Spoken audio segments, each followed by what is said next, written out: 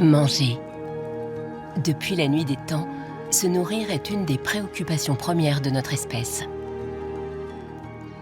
Pendant plus de 3 millions d'années, nos ancêtres chasseurs-cueilleurs ont prélevé dans la nature ce qui était nécessaire à leur alimentation.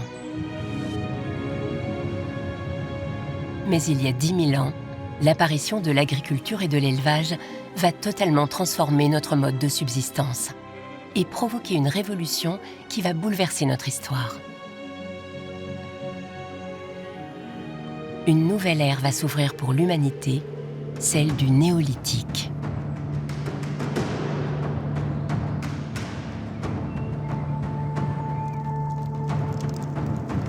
Là, on a la domestication du feu et la domestication des céréales. On évolue quand même dans le temps.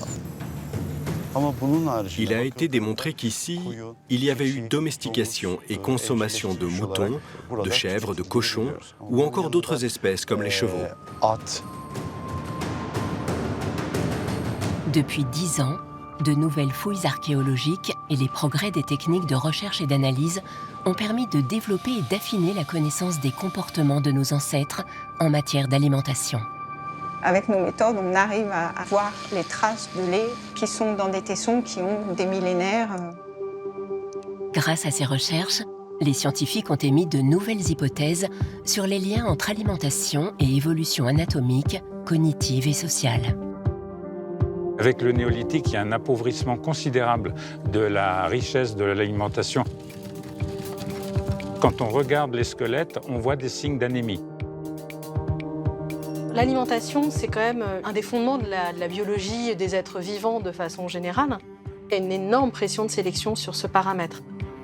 Quelles sont les conséquences de ce nouveau mode de vie néolithique, né dans le Croissant fertile, une zone à cheval sur le Proche et le Moyen-Orient, lorsqu'il se diffuse vers l'Ouest et jusqu'en Europe? Quels vont être les nouveaux aliments consommés? Quels sont les effets de ce nouveau régime alimentaire sur notre état de santé, sur la démographie humaine, sur l'organisation sociale? À quel point souligne-t-elle la capacité d'adaptation de notre espèce?